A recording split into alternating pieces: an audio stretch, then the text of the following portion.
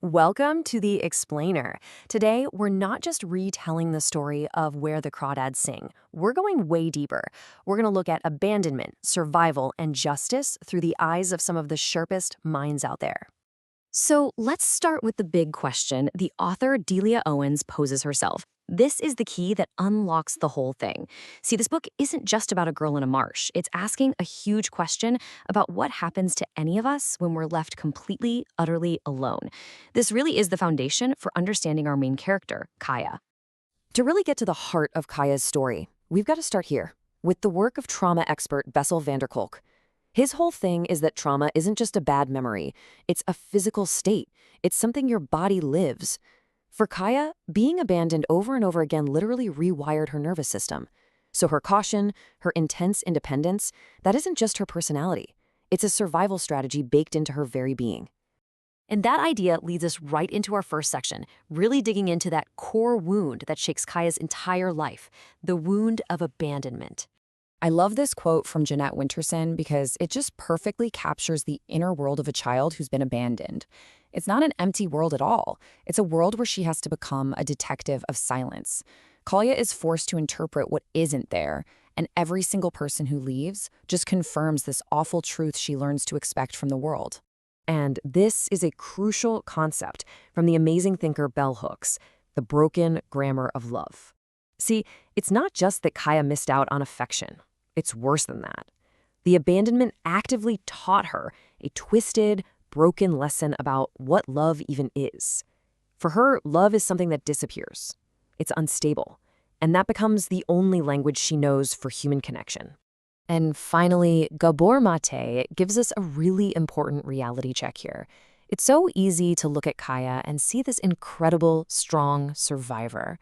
And she is. But he reminds us to look at what's underneath all that strength. We're so quick to admire her competence that we forget the immense grief and loss it was built on, a burden no child should ever have to carry. So when human care completely vanishes, where does a child possibly turn? I mean, how do you even go on? For Kaya, the answer wasn't a person.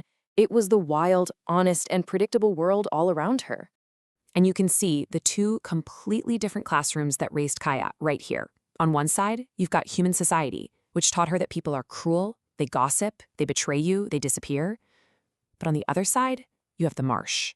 And the Marsh taught her about reliable patterns, about honesty, about survival. You know, a tide comes in when it says it will, a predator acts like a predator. There's no pretense. The botanist Wall Kimmerer just puts it so beautifully. For a kid who only knew betrayal from people, the reliable grammar of the earth, the seasons changing, the birds migrating, the tides, that became a kind of absolute truth. It was a source of safety. Frankly, it was the only thing that actually made sense. You know, this insight from writer Tempest Williams is so powerful. In Town, they boil her entire existence down to two words: Marsh Girl. But in the Marsh, she isn't a label. She's a presence, a consciousness that's completely alive and aware. The Marsh gives her a real identity, while the human world just tries to take it away. And that label, Marsh Girl, it's not just some harmless nickname, right? It brings us to this quiet but devastating violence that the town inflicted on her, the very community that should have been there to protect her. If you look at how stigma works, it's not just an opinion. It's actually a process, and you can kind of break it down into 4 steps. First, the label gets created. Then a whole story gets attached to it. She's wild, she's weird, she's less than human. That story then reduces this incredibly complex person to a simple caricature. And once that's done, well, it becomes really easy for the town to feel totally justified in shutting her out. The great Toni Morrison explains the really dark psychology going on here. It's not that communities just misunderstand outsiders. No, they actively use them. Kaya becomes this container for all the things the townspeople fear or dislike about themselves. By calling her wild, they get to feel civilized. By calling her dirty, they get to feel clean. And James Baldwin adds another crucial layer to this.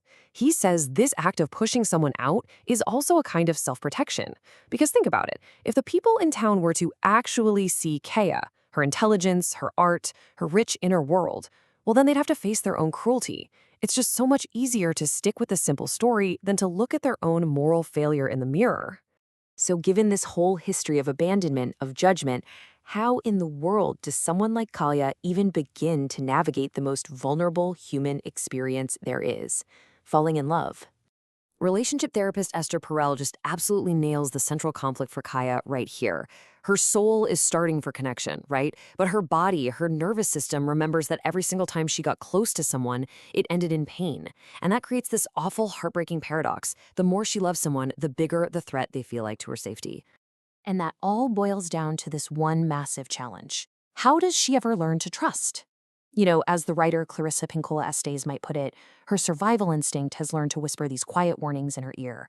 But that deep, deep need for belonging, that speaks with a very loud voice. And telling the difference between the two becomes the great struggle of her heart.